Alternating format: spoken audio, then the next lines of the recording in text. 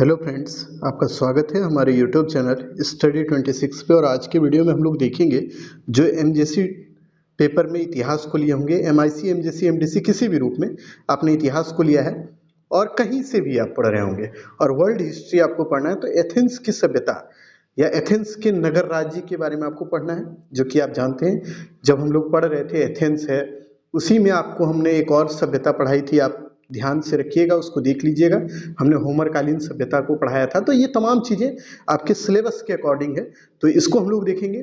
Sparta को हमने पहले कराया है, एथेंस वहीं से शुरू होता है जहां से स्पार्टा आपका खत्म हुआ था, इसीलिए हम लोग इसको बाद में कर रहे हैं। ठीक है, एक बात को ध्यान में रखिएगा और इसी के आधार पर आपको तैयारी भी करना है, यही ध्यान में रखते हुए कि स्पार्टा पहले था, उसके बाद एथेंस आया, तो एथेंस को भी उसी क्रम में आपको जोड़ते हुए चलना है। देखिए एथेंस में होता क्या है आपको समझाते हैं। स्पार्टा की सभ्यता जब आपको पढ़ाए थे बाबू, तो वहां पे हम बताए थे कि वहां सैन्यवाद की प्रचलन थी, यानी सैनिक व्यवस्था वहां पे प्रचलन में था और सेना ही वहां पे ज्यादातर शासन तंत्र को चलाने का कार्य करता था। लेकिन यहाँ पे ठीक उल्टा हो जाएगा, यहाँ सेना के हाथ में शक्ति नहीं रहेगी। आप जान लीजिए कि जहाँ पे स्पार्टा की सभ्यता उभरी थी ना, वह उसी को मतलब उसी जगह पे एथेंस की सभ्यता उभरी। क्यों? तो ये जो सभ्यता है ना, स्पार्टा के नगर राज्य को पराजित करने के बाद इन लोगों ने वहां पे स्थापित किया था अपने राज्य को। ठीक है, और यहाँ पे लोकतंत्र की स्थापना देखने को मिलती है, जिसको गणतंत्र भी बोलते हैं। और पहले तो ये लोकतंत्र नहीं रहता है, इसमें अल्प लोकतंत्र का रूप देखने को मिलता है, यानी आधा अधूरा, लेकिन बाद में ये स्थापित हो जाता है, जिसको हम लोग देखेंगे। ठीक है, इस वीडियो में तो आपको यही देखना होगा, यही चीज समझना होगा कि समाज में क्या क्या परिवर्तन हुए, उसको हम लोग देखेंगे। आर्थिक क्रियाकलाप जो है उसमें क्या वृद्धि हुआ, उसको समझा देंगे और फिर उसके लोकतंत्र को समझा देंगे। ये तीनों चीज को जब जोड़ के आप देखिएगा ना, तब आपको समझ में आएगा कि देखिए जो पहले हम लोग स्पार्टा पढ़े उसमें क्या अंतर था और इसमें क्या अंतर है। अगर उस वीडियो को देखे होंगे तो मजा आ जाएगा इस वीडियो को देखने में, अगर उसको नहीं देखे होंगे तो थोड़ी बहुत दिक्कत होगी, लेकिन हमारा प्रयास रहेगा दोनों को कंट्राडिक्ट कर देने का, दोनों को मिला देने का, ताकि आप दोनों चीजों का बाइफर्गेशन समझ पाए, अंतर समझ पाए। तो चलिए बिना विलंब के चीजों को शुरू करते हैं। नए होंगे तो चैनल को जरूर सब्सक्राइब कीजिएगा, लाइक कीजिएगा, वीडियो को शेयर जरूर कीजिएगा। ये काम आपका है, बाकी काम पढ़ाना मेरा है, जो कि हम निःशुल्क कर रहे हैं और करते रहेंगे।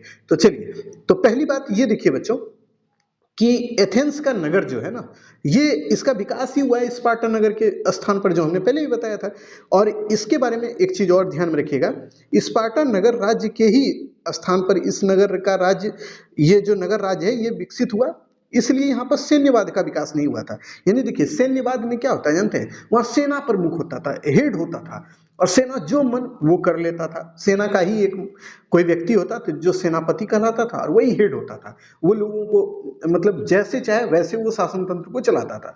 और उस समय जो हमने स्पार्टा आपको पढ़ाया था, तो हमने बताया था कि वहां पे युद्ध का प्रचलन ज्यादा था। वो लोग पहाड़ी इलाके में विकसित हुए थे और वहां युद्ध ज्यादा होता था, क्योंकि वो सेना में थे, तो सेना को युद्ध ही पसंद तो है। वो लोग क्या करते थे ना कि सेना को प्रशिक्षित करने के लिए सैनिक अस्त्र शस्त्र देते थे।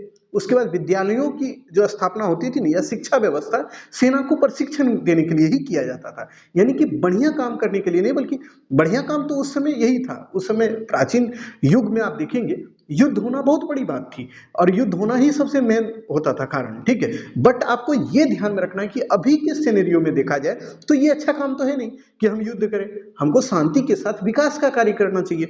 तो वो अभी और उस समय देखिएगा, थोड़ा अंतर दिखेगा आपको। ठीक, उसके बाद देखिए अब यहाँ पे क्या होता है कि स्पार्टा की जगह पे जब एथेंस आया ना, तो यहाँ पे वो नहीं था, सैन्यवाद नहीं था, यहाँ पे सेना ही शासक नहीं था, बल्कि यहाँ पे क्या होता है, लोकतंत्र की स्थापना होती है। जनता जिसको चुनती है वही शासन तंत्र को चलाने का प्रयास करेगा, चाहे वो एक कहें तो पदाधिकारी के रूप में होगा या फिर कोई शासक के रूप में। ठीक है, वो तो धीरे धीरे आपको समझाते चलेंगे, बट ये जो हम आपको बताए इसको थोड़ा समझ लीजिएगा। उसके बाद देखिए एथेंस के पास बहुत अच्छे बंदरगाह और बहुमूल्य खनिज भी थे। यानी इसके पास अच्छा खासा, बंदरगाह का मतलब होता है जहाँ पे जो जहाज वगैरह, नाव वगैरह आके रुकता है ना, जहाँ पे सामान वगैरह उतरता है, तो मतलब समुद्र के किनारे का पार्ट होता है। ठीक है, तो वह भी थे, बहुमूल्य रत्न या खनिज संसाधन भी थे इसके पास, इसको ध्यान में रखिएगा। और इसके निवासियों का जो उस समय आपको हम बताए थे, स्पार्टा में क्या था, व्यापार व्यवसाय ज्यादा मतलब उसका महत्व नहीं था। बट यहाँ पे क्या है, आर्थिक स्थिति में देखिएगा, ध्यान रखिएगा, कि यहाँ पे आर्थिक स्थिति में एक चीज का प्रचलन हुआ कि यहाँ के लोग जो है व्यापार व्यवसाय को ज्यादा तरजीह देने लगे, यानी व्यापार व्यवसाय में ज्यादा संलिप्त होने लगे। पहली बात। दूसरी बात, यहाँ की व्यापार व्यवसाय वाली व्यवस्था जो है वो बहुत उन्नत थी। दूसरी बात, इस सभ्यता के लोग जो है ना, क्या है कि बंदरगाह है तो दूसरी जगह भी व्यापार व्यवसाय करने के लिए जाते थे। व्यापार का मतलब केवल इंटरनल नहीं होता है, एक्सटर्नल भी होता है, यानी कि ये अपने जगह से दूसरी जगह भी व्यापार व्यवसाय करती थी। ठीक है, यानी इस समय आप देखिएगा जब एथेंस की सभ्यता उभरी तो इस समय देखिएगा व्यापार व्यवसाय ठीक ठाक चल रहा था। तो ये आर्थिक स्थिति इसकी थी। कृषि में आप देखिएगा एक चीज का गिरावट होगा यहाँ पे। क्या? पहले कृषक जो थे वो स्वतंत्र रूप से होते थे, बट यहाँ पे गिरावट आ जाएगा। होता क्या है कि लोग ऋण लेते हैं। ऋण का मतलब होता है कर्ज। आप भी देखिएगा गांव में लोग आज भी कर्ज लेते हैं सूद के रूप में। सूद के रूप में कुछ पैसा देना पड़ता है उनको अतिरिक्त रूप से। तो ठीक वैसे ही उस समय भी सूद लेने लगे ये लोग। और कुछ कुलीन वर्ग यानी कि जो एलिट क्लास के लोग थे, यानी कि धनी लोग थे, वो ये ऋण देते थे किसानों को। और किसान जब ऋण को पूरा नहीं दे पाते थे वापस, तो क्या हुआ, उसके किसान के जो जमीन थे वो वही कुलीन वर्ग के लोग यानी कि जो धनी लोग हैं वो लोग ले लेते थे, और उस पर अधिकार किसका हो जाता था? कुलीन वर्ग के लोगों का। यानी किसानों की स्थिति में यहाँ पे देखिए परिवर्तन दिखेगा, यानी ये स्थितियां गिरती जाएंगी। तो चलिए उन्हीं चीजों को अब समझने का प्रयास करते हैं। ठीक है, एथेंस की सभ्यता, यहाँ के लोग एथीना देवी की पूजा करते थे। इनका नाम याद रखिएगा, एथीना देवी, और इसी के नाम पर इस सभ्यता का नाम एथेंस पड़ा था। ठीक है, एथीना देवी के नाम पर। उसके बाद इसका मंदिर जो था ना वो निक्स नामक स्थान पर था। ठीक है, इस देवी के नाम पर ही इस सभ्यता का नाम एथेंस पड़ा था। और यह नगर एक्रोपोलिस नगर दुर्ग के चारों ओर बसा हुआ था। यानी ये जो नगर है, आप जो देखिएगा निक्स वो जो है एक्रोपोलिस नगर जो है उसी के अंतर्गत बसा हुआ नगर था। इसके चारों ओर लकड़ी की दीवारें बनी हुई थी। किसके? एथेंस की सभ्यता के चारों तरफ, एथेंस नगर के चारों तरफ ये लकड़ी की दीवारें बनी थी। यहाँ पे कला, साहित्य, दर्शन एवं विज्ञान का काफी विकास हुआ था। एथेंस ने अपने अपूर्व कुशलता के साथ यूनानी जगत का नेतृत्व किया। होमर युग के बाद यूनान में कुलीन राजतंत्र की स्थापना हुई और स्वेच्छाचारी युग का आरंभ हुआ। यानी कहने का मतलब सीधा सीधी है कि देखिए एथेंस नगर राज्य में ही कुलीन राजतंत्र, यानी कुलीन का मतलब होता है धनी, धनी लोगों का वर्चस्व बढ़ गया। ये लोग क्या करने लगे जानते हैं? जो आम जनता है, आम लोग हैं, व्यापारी हैं, किसान हैं, उनको ये लोग दबाने लगे, उनके ऊपर शोषण करने लगे। और ये जब शोषण होगा, आप देखिएगा कोई भी जो धनी लोग हैं वो अगर समाज के जो निचले तबके के लोग हैं आज भी उनको अगर दबाएंगे तो क्या होगा? एक समय विद्रोह होगा ही होगा। तो यही है दौर जो कि लोकतंत्र की स्थापना का जो एक ट्रांसफॉर्मेशन बनेगा, जो कि यहीं से समझिएगा कि वहां क्या था, एथेंस में जो कुलीन लोग थे उनका वर्चस्व बढ़ गया और कुलीनों ने क्या किया, अपने हाथ में सत्ता ले लिया।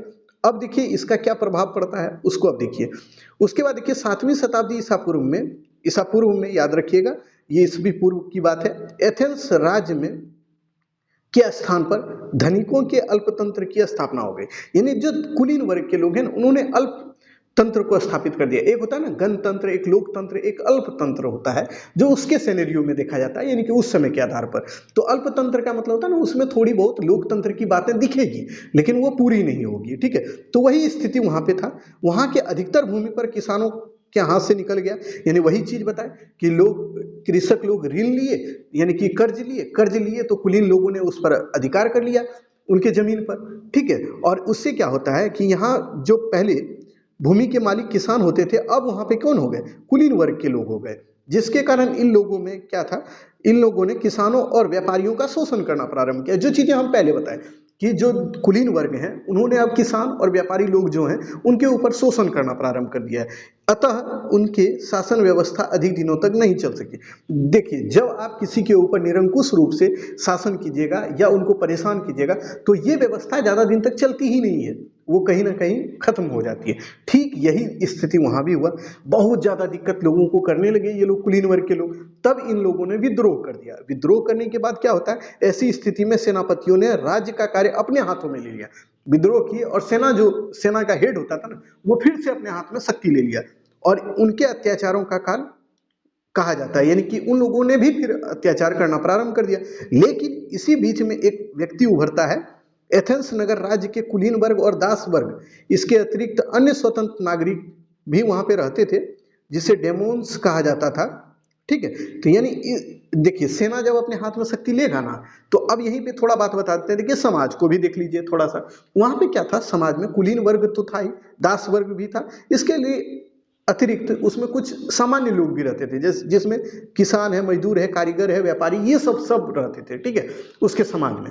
अब क्या हुआ, इन लोगों को दिक्कत होने लगा। दिक्कत क्या हुआ बाबू, कि ये लोग देखने लगे कि सेना भी आया तो वह भी हमारा शोषण कर रहा है। तो जब देखिए शोषण ज्यादा होता है ना, तो फिर से विद्रोह होगा।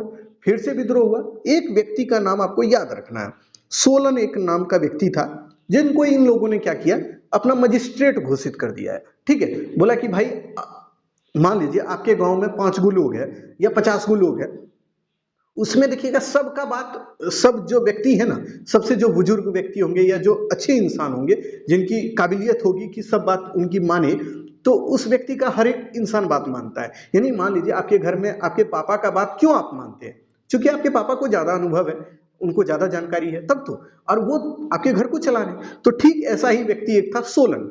सोलन को लोगों ने पसंद करना प्रारंभ किया और उसी को अपना राजा घोषित कर दिया। यानी कि उसी को क्या किया, मजिस्ट्रेट बना दिया, अपने यहाँ का एक तरह से राजा बना दिया, ठीक है। अब ये व्यक्ति जो है ना, बहुत काम करेगा और बढ़िया काम करेगा, खराब काम नहीं करेगा। तो देखिए यहीं तक आप जो देखे ना, ये पूरा का पूरा एथेंस के बारे में हमने बैकग्राउंड समझाया कि देखिए उसका समाज कैसे था, किसान था, मजदूर था, आम लोग थे, व्यापारी थे, दास वर्ग के लोग थे, सब थे। लेकिन जब दिक्कतें हुई ना, तो इन लोगों ने संगठित होकर एक व्यक्ति को चुन लिया जो कि सोलन नाम से जाना जाता था। और यही जो व्यक्ति है यहाँ पे क्या करेगा, गणतंत्र की स्थापना करेगा बच्चों, लोकतंत्र की स्थापना करेगा। और इसी को बोला जाएगा प्रथम लोकतंत्र की स्थापना करने वाला व्यक्ति। कहाँ का, तो एथेंस का, ठीक है। आपसे क्वेश्चन बनेगा कि एथेंस में गणतंत्र की स्थापना करने वाला व्यक्ति कौन था, तो सोलन था। इसको ध्यान में रखिएगा, ठीक है। तो इस चीज को थोड़ा सा रिलेट करिए अपने आप से। अब देखिए सोलन के बारे में आपको अब समझाते हैं कुछ, ठीक है। जो जो बोलेंगे ना वही चीज लिखे हैं, स्क्रीनशॉट लेना हो तो ले लीजिएगा, अन्यथा आपको पीडीएफ तो हम डाल ही देंगे, आप ले लीजिएगा वहां से, ठीक है। तो देखिए सोलन के द्वारा गिरवी प्रथा जो चल रहा था, ऋण वाला प्रथा जो चल रहा था, कि मतलब कि देखिए वहां पे क्या था कि खेती के लिए आप ही मान लीजिए अभी आपको कोई काम होगा, ठीक है, मान लीजिए आपको घर बनाना है, आपके पास पैसा नहीं है, तो आप क्या कीजिएगा, अपने अगल बगल के लोगों को बोलिएगा कि भाई हमको पैसा दीजिए, उसके बाद हम आपको कुछ दिन बाद दे देंगे। तो ये तो व्यवस्था हो गई ऋण वाली व्यवस्था, जिसमें कुछ सूद भी आपको देना होगा। एक व्यवस्था वहां पे चल, ये हो गया ऋण वाला व्यवस्था। दूसरा होता है गिरवी वाला व्यवस्था। तो गिरवी में क्या होता है ना, जैसे कि मान लीजिए आपको अपना घर बनाना है, अब घर बनाने के लिए आपके मम्मी के पास सोना चांदी है, पैसा नहीं है, तो आप क्या कीजिएगा, अगल बगल के लोगों को कहिएगा कि ये सोना चांदी आप रख लीजिए और हमको कुछ पैसा दे दिए, घर बना लेंगे, और जब हमारे पास ये पैसा आ जाएगा तो हम आपको सूद के साथ आपको पैसा लौटा देंगे और आप हमारा सोना चांदी दे दीजिएगा।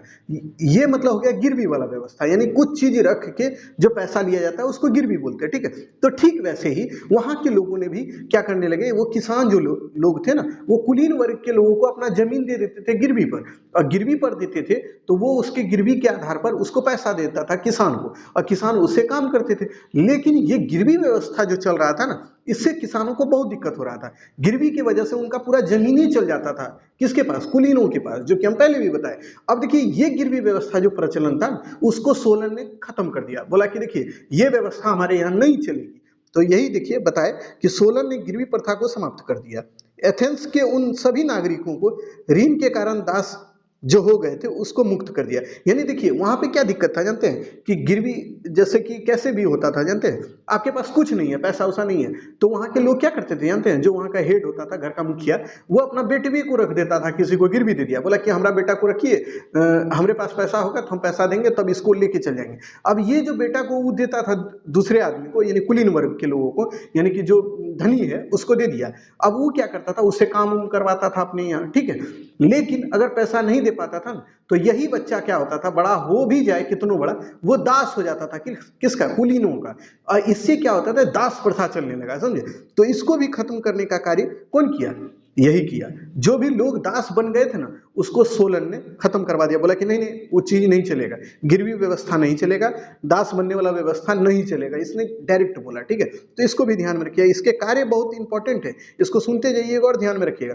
सोलन ने यह नियम बनाया कि भविष्य में एथेंस में कोई निवासी ऋण न चुका सकने के कारण दास नहीं बनाया जाएगा। यानी कि कोई व्यक्ति अगर मान लीजिए आपने किसी से ऋण लिया यानी कर्ज लिया और कर्ज नहीं दे पाए तो आप उसके दास नहीं बनिएगा, ये नहीं बनेगा, ठीक है। ये नियम बना दिया वहां पे कि मान लीजिए आपने अपना बेटा को उसको गिरवी दिया और उसको वो दास बनाना चाहेगा तो वो नहीं बना सकता है, ठीक है। उसके बाद उसने उन दासों को भी मुक्त किया जो विदेश से खरीदे गए थे, यानी कि कुछ ऐसे भी दास थे, जैसे कि मान लीजिए हम लोग भारत के हैं, हम लोग कोई कुछ व्यक्ति को खरीद के, जैसे कि इंडिया से भी पहले होता क्या था जानते हैं कि यहाँ से अंग्रेजों के समय में कुछ लोगों को यहाँ से गिरमिटिया मजदूर के रूप में ले जाता था। अब वो लोग जब विदेश जाते थे ना, अंग्रेज ले जाते थे, अब वहां पे उसको बेच देते थे वो लोग कुछ कुछ लोगों को, ठीक है। तो ये जो विदेश वाला जो व्यवस्था था ना कि विदेश के लोगों को मतलब अपने देश में, मान लीजिए भारत में अभी कहीं किसी और देश के लोगों को खरीद के ले आए और उससे काम कराए तो कितना होगा, उसके साथ तो बहुत बुरा होगा ना जो लोग खरीद के यहाँ आएंगे। तो इसको बोलते हैं ना विदेशी दास। तो ये व्यवस्था भी वहां पे खत्म करा दिया, ठीक है। उसके बाद देखिए सोलन ने फिर से सभा की स्थापना की और एथेंस के सभी नागरिकों को इसके सदस्य बनाए, यानी एक वो सभा ही बना दिया, उसमें सब लोगों को जो एथेंस में रह रहा था वो सब इसके सदस्य हो जाते थे। उसने सुधारों के माध्यम से निर्धन और मध्यम दोनों ही वर्ग के लोगों को लाभ पहुंचाने का प्रयास किया, ठीक है। यानी उसके जो सुधार थे ना वो बहुत ही लाजवाब थे, बहुत ही शानदार थे।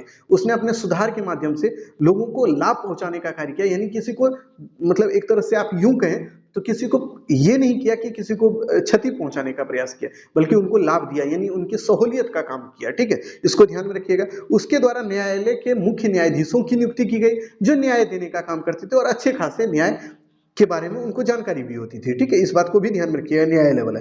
उसके बाद देखिए सोलन के द्वारा कुछ अन्य भी सुधार किए गए, उसको भी हमने पॉइंट आउट कर दिया है, उसको देख लीजिए। जैसे वेश्यावृत्ति को वैध घोषित कर दिया, यानी वेश्यावृत्ति जो होती है, जो कि आप जानते होंगे, उसको बोला कि ठीक है वो होता है तो होने दो, कोई बात नहीं है।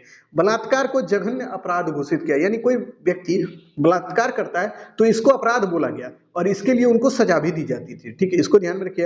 एथेंस के सिक्कों में सुधार किया, यानी एथेंस राज्य में जो सिक्के चलते थे उसमें भी सुधार उसने किए। उसके बाद देखिए कला और साहित्य को प्रोत्साहित किया, यानी कि कला और साहित्य के क्षेत्र में जो भी परिवर्तन हुए थे उनमें भी उसने जो है ना सुधार करने का प्रयास किया।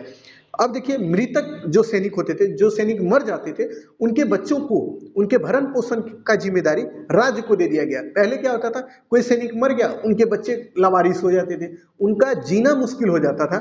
लेकिन अब क्या नियम बनाया कि भाई देखिए जिसके सैनिक के बच्चे मर जाए, मतलब जो सैनिक मर जाएगा उसके बच्चों का जो भरण पोषण है वो राज्य करेगी, ये भी उसने किया, ठीक है। इसको ध्यान में रखिएगा। जन्म के बदले धन के आधार पर राजनीतिक अधिकार दिए गए, ठीक है। जन्म ये गलती से लिखा गया है, ठीक है। यहाँ पे कुछ और भी होना था लेकिन ये गलती हो गया, इसको छोड़ दीजिए। उसके बाद देखिए शासित को शासन के प्रति निष्ठावान बनाने का प्रयास किया, यानी कि जनता को जो है ना राज्य के प्रति निष्ठावान बनाया, शासक के प्रति निष्ठावान बनाने का उसके द्वारा प्रयास किया गया। व्यक्तियों के शारीरिक विकास के लिए व्यायाम शालाओं की स्थापना की गई, यानी जो व्यक्ति हैं जो राज्य में रह रहे थे उनके लिए शारीरिक सुविधा देने का प्रयास किया गया, उनको शारीरिक रूप से हुष्ट पुष्ट बनाने के लिए व्यायामशाला यानी कि जिम वगैरह ये सब खुलवाए गए। उस समय जिम नहीं कीजिए, उसको कहिए व्यायामशाला ही बोलिए। तो उसकी स्थापना उसने की, यानी कि देखिए आप खुद देखिए कि इसके द्वारा कितने अच्छे अच्छे काम किए गए, ठीक है। इसको याद रखिएगा कि आपसे हो सकता है कि आपसे ये पूछ दे कि सोलन के कुछ महत्वपूर्ण कार्यों को बताइए, तो ये आपसे पूछेगा नहीं, ये हम जान रहे हैं, लेकिन हो सकता है कि ऑब्जेक्टिव में आपसे पूछ दे। तो यही चीजें याद रखिएगा, हो सकता है यहाँ से क्वेश्चन बनेगा, बहुत डीप जाएगा तो यही जाएगा, इससे ज्यादा डीप नहीं जाएगा इसमें, ठीक है। तो इसको ध्यान में रखिएगा, ठीक। अब अगले जो है स्लाइड उसको देखिए कि अगला क्या है। सोलन के द्वारा जो भी किए गए कार्य थे ना, इससे तो बहुत लाभ लोगों को हुआ, बट इससे क्या होता है, आप देखिए कितना बढ़िया काम कर दीजिएगा, विरोध करने वाला आपका विरोध कर ही देगा। वही चीज हो गया सोलन के कार्य के समय। हम देखिए हम कितना बढ़िया पढ़ा दें या नहीं भी पढ़ाएं, अच्छा हम नहीं भी पढ़ा पाए तो उससे कोई फर्क नहीं पड़ता, हमको कुछ ना कुछ बच्चे कुछ ना कुछ हम ही को नसीहत देके चल देते हैं, ठीक है। अच्छा खराब कुछ से कुछ बोल देते हैं, तो क्या करेंगे, पढ़ाना हमारा काम है, आपका जो मर्जी वो कीजिए। तो वही हो गया सोलन के साथ। सोलन ने बेचारा अच्छा काम किया लेकिन लोगों ने उसका विरोध भी किया, तो इसी के कारण सोलन के एक बार मुंह से एक बात निकल गया, स्टेटमेंट देखिए, मेरी दशा तो शिकारी कुत्तों के दल से घिरे भेड़ियों की तरह हो गई है। यानी वो कह रहा है कि मेरी दशा ऐसी है कि हर एक चारों तरफ से, हमारे चारों तरफ से शिकारी कुत्ते हैं जो कि हमको हमारा शिकार करना चाहते हैं और हम भेड़िया की तरह बन गए हैं। ठीक है, ये स्टेटमेंट सोलन का था, इसको ध्यान में रखिएगा। इन तमाम प्रयत्नों के बावजूद सोलन ने जो अपने सुधार कार्य किए, एथेंस में गणतंत्र की स्थापना की नींव डाली गई। यानी उसके विरोध के बावजूद इतना समझ लीजिए कि सोलन के जो भी काम थे वो बहुत ही महत्वपूर्ण थे। इसी वजह से इसको एथेंस में गणतंत्र का संस्थापक बोला जाता है। यानी एथेंस राज्य में गणतंत्र की स्थापना करने वाला कौन था? तो सोलन था। इसी कारण चूंकि इसने अच्छे काम किए थे। ठीक है, तो इसको ध्यान में रखिएगा कि एथेंस में गणतंत्र की स्थापना करने वाला या संस्थापक कौन था? तो सोलन था। ठीक है, तो अब देखिए दूसरा जो इसका शासक है सोलन के बाद जो बना, उसको अब देखिए।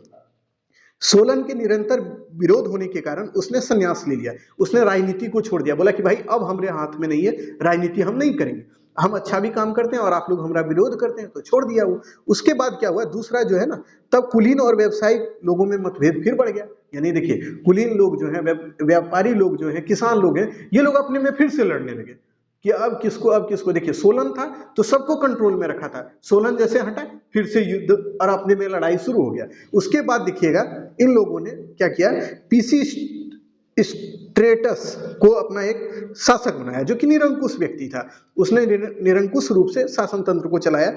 उसके बाद देखिए क्या होता है, पीसी स्ट्रेटस जो है ना, इसको बोलने में थोड़ा दिक्कत होगा, पीसी स्ट्रेटस इसका नाम है। तो इसके बाद क्या होता है, इसको भी बाद में निकाल दिया गया, हटा दिया गया। उसके बाद इस जो नगर का है अच्छा शासक यानी बढ़िया शासक एक और बना, क्लीस्थनीज। ठीक है, इसको याद रखिएगा, क्लीस्थनीज इस नगर का फिर से एक नया शासक बना। उसने फिर से कुलीनों को, व्यापारियों को, किसानों को एक तरह संगठित किया और अच्छे तरीके से शासन तंत्र को स्थापित करने का प्रयास किया। वो खुद ही कुलीन वर्ग का था, यानी कि वो एलिट क्लास का था, यानी कि धनी व्यक्ति था वो। लेकिन जानते हैं कुलीनों को उसने राज्य के बड़े बड़े पद पर नहीं नियुक्त किया। वह जानता था अगर हम कुलीनों को नियुक्त करेंगे फिर से हमारा विरोध होगा, इसीलिए उसने राज्य के बड़े बड़े पदों पर कुलीनों को नियुक्त नहीं करके जो लोग योग्य थे उनको नियुक्त किया। ठीक है, वो किसी भी वर्ग से आए, इससे कोई फर्क नहीं पड़ता था उसके समय, इस बात को ध्यान में रखिएगा। उसके बाद देखिए क्लीस्थनीज क्या करता है, एथेंस में जो है ना, इसने गणतंत्र को फिर से जीवित किया और इसीलिए इसको एथेंस के गणतंत्र का द्वितीय संस्थापक बोला जाता है। ठीक है, पहला सोलन और दूसरा क्लीस्थनीज। ठीक है, इसको ध्यान में रखिएगा। इसके द्वारा कुछ महत्वपूर्ण सुधार भी किए गए। किसके द्वारा? तो क्लीस्थनीज के द्वारा। अब उसको देख लीजिए, तो सोलन और क्लीस्थनीज इन दोनों का नाम याद रखिएगा। अब देखिए उसका सामंत जो वर्ग थे, सामंत वर्ग, उनकी जो शक्ति बढ़ रही थी ना, उसको कम कर दिया। किसने? क्लीस्थनीज ने। दूसरा, समाज को 10 वर्गों में विभाजित कर दिया, यानी समाज जो था उसको 10 भाग में बांट दिया।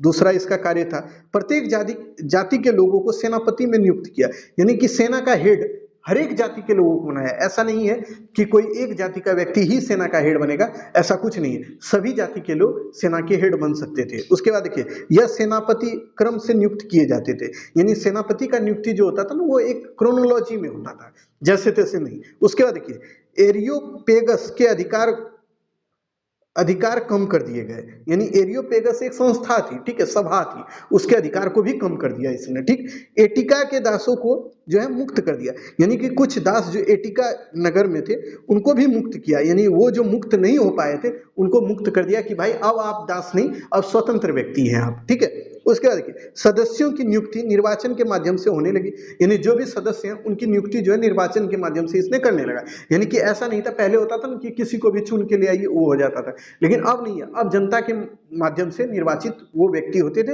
और वही सदस्य बनते थे किसी भी सभा के। ठीक है, इसको ध्यान में रखिएगा। सेना का पुनर्गठन किया, 10 सेनापति की एक सभा नियुक्त की गई या समिति इसको बोल सकते हैं, 10 सेनापतियों की एक समिति बनाई गई जो कि सेना का हर काम करती थी। ठीक है, तो ये इनके महत्वपूर्ण कार्य थे, और भी देख लेते हैं। इतना ही इसका महत्वपूर्ण कार्य था जो कि हमने बता दिया। क्लीस्थनीज के सुधारों से क्या होता है, यूनान में प्रजातंत्र और भी विकसित हो गया। ठीक है, यानी जो पहले गणतंत्र था वो और भी विकसित हुआ इसी के सुधार कार्य की वजह से। इसके बारे में ठीक ही कहा जाता है कि वह यूनान में जनतंत्र का पिता और द्वितीय संस्थापक था, जो कि हमने पहले ही बताया। पहला सोलन, दूसरा कौन था? तो क्लीस्थनीज था। इसको ध्यान में रखिए कि क्लीस्थनीज को बोला जाता है कि ये यूनान में जनतंत्र की स्थापना करने वाला द्वितीय इसका महत्वपूर्ण शासक था। ठीक है, उसने जो गणतंत्रात्मक शासन व्यवस्था की स्थापना की वह शताब्दियों तक जीवित रही, यानी सालों साल तक वह चलती रही। ठीक है, इसको याद रखिएगा। इसके कार्यों को आगे बढ़ाने का कार्य पेरिक्लीज के द्वारा किया गया। पेरिक्लीज एक शासक है जिनके बारे में अब देखते हैं हम लोग कि ये अब इसने क्या क्या काम किया। ठीक है, तो देखिए आपको पढ़ना कौन कौन है, सोलन पढ़िएगा, क्लिस्थनीज पढ़िएगा और पेरिक्लीज पढ़िएगा। तो पेरिक्लीज देखिए 469 से 429 ईसा पूर्व में पेरिक्लीज ने एथेंस में लोकतंत्र को चरम सीमा पर पहुंचा दिया। यानी कि पेरिक्लीज जो है इसने भी लोकतंत्र को बढ़िया उन्नत किया। ठीक है, कब, तो 469 से कब तक, 429 ईसा पूर्व तक। ठीक है, इसके द्वारा कई महत्वपूर्ण कार्य भी किए गए और इसने न्यायिक व्यवस्था में न्यायाधीशों की नियुक्ति की जो लोकतांत्रिक रूप से न्याय देने का कार्य करते थे। यानी इसने न्याय के क्षेत्र में बहुत सुधार किए। ठीक है, इन तमाम चीजों को बच्चों ध्यान में रखेंगे।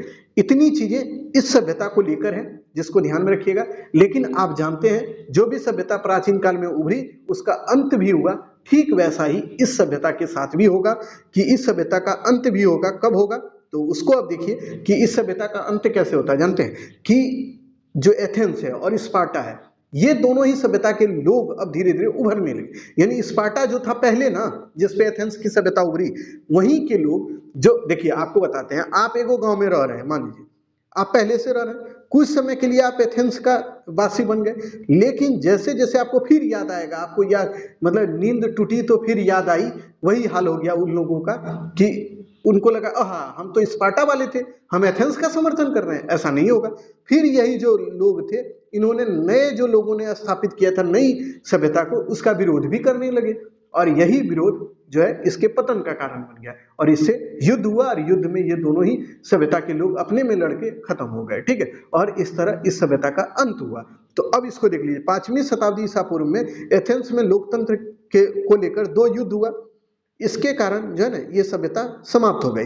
एथेंस और स्पार्टा के बीच 431 ईसा पूर्व से 404 ईसा पूर्व तक पेलोपोनीसियन, इसको याद रखिए, पेलोपोनीसियन युद्ध हुआ। इसके कारण एथेंस का पतन हो गया। ठीक है, तो इतनी चीजें इससे रिलेटेड है। इससे जो भी सवाल बनेगा उसको आप ध्यान में रखेंगे। इससे जो सवाल बनेगा ना, वो जो बनेगा वह भी देख लीजिए, सब्जेक्टिव क्वेश्चन होगा, बहुत ही शानदार होगा। एथेंस के लोकतंत्रात्मक शासन व्यवस्था पर प्रकाश डालें या उसका वर्णन करें। तो उसका आंसर यही, जो जितना अभी हम बताएं उतना चीज को लिख दीजिएगा। दोनों का ही उत्तर यही होगा। इससे सवाल यही बनेगा। ये VBI है कि एथेंस के लोकतंत्रात्मक शासन व्यवस्था का वर्णन करें। ये VBI क्वेश्चन है, ये आपसे सवाल पूछेगा, इसका उत्तर आप लिख देंगे। दूसरा, एथेंस के नगर राज्य पर प्रकाश डालें, तो ये क्वेश्चन दूसरा बनेगा। इसको भी आप लिख सकते हैं, बहुत ही शानदार तरीके से लिख सकते हैं और बेहतरीन आपको नंबर भी मिलेगा। ठीक है, तो हमें उम्मीद है कि आपको चीजें समझ में आई होंगी।